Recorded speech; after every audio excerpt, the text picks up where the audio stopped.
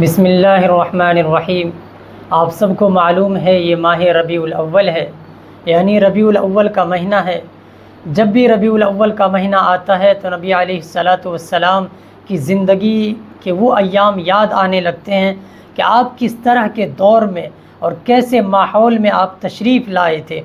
جب آپ کی سیرت کو پڑھا جاتا ہے تو آنکھوں میں آنسو آ جاتے ہیں۔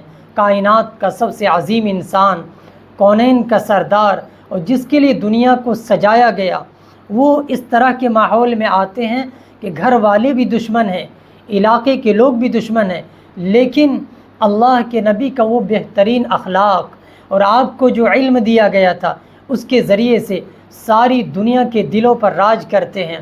دیکھیے گا، شاعر شعر کہتا ہے، اور شعر کے اندر جو ہے اللہ کے نبی صلی اللہ علیہ وسلم کی پوری زندگی کہ منظر کشی کی گئی ہے کہ سلام اس پر کہ جس نے بے کسوں کی دستگیری کی، سلام اس پر کہ جس نے بادشاہی میں فقیری کی۔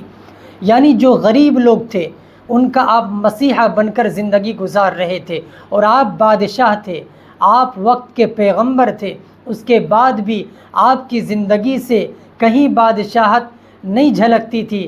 آپ غریبوں سے محبت کرتے تھے، آپ غریبی کے ساتھ زندگی گزارتے۔ اور شاعر آگے کہتا ہے کہ سلام اس پر کہ جس کے گھر میں چاندی تھی نہ سونا تھا، سلام اس پر کہ ٹوٹا بوریا جس کا بچھونا تھا۔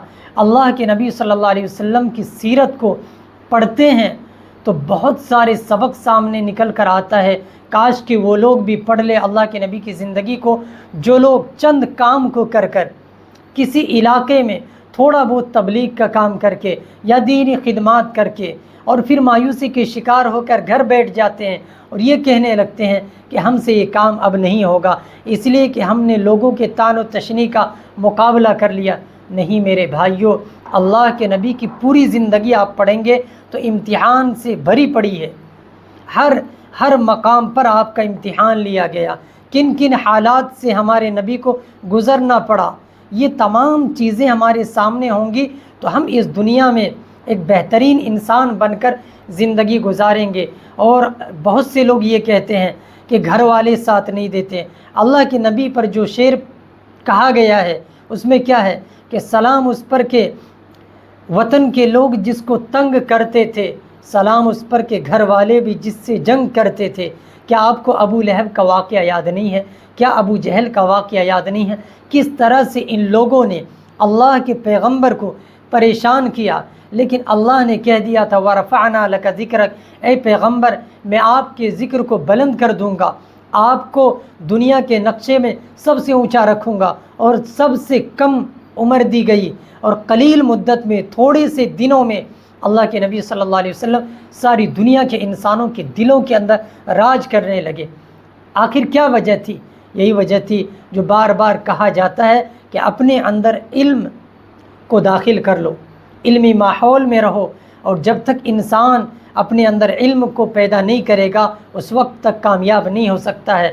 اگر عرب کی جہالت کو دور کیا گیا کسی آلے کے ذریعے سے، کسی چیز کے ذریعے سے، وہ صرف علم ہے۔ اللہ کے نبی کو قرآن دے کر اس دنیا میں بھیجا گیا تھا، کیوں؟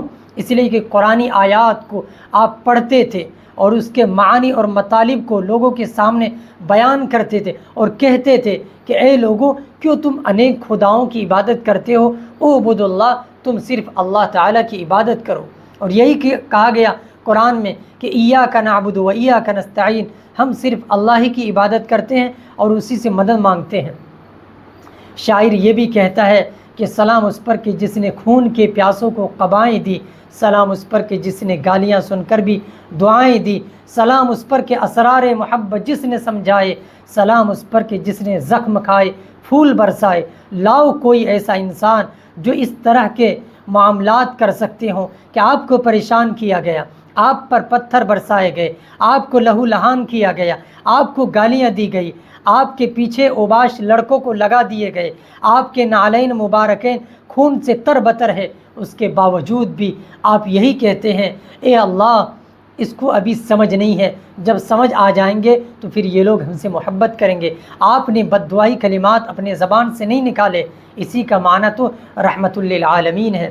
ہم کہیں گے تمام مذہب کے لوگوں سے، ہر ایک سے، کہ کہیں اگر آپ مایوسی کے شکار ہوتے ہیں تو ہمارے نبی علیہ السلام کی زندگی کو ایک مرتبہ پڑھ کر دیکھ لیجئے، آپ کو زندگی گزارنے کا ایک بہترین سلیقہ اور ڈھنگ پیدا ہو جائے گا۔ مجھے امید ہے کہ تمام امت مسلمہ نبی علیہ السلام کی سیرت کو پڑھ کر اپنی زندگی کو بنائیں گے۔ اللہ تعالی ہم سب کو عمل کی سچی توفیق عطا فرمائے۔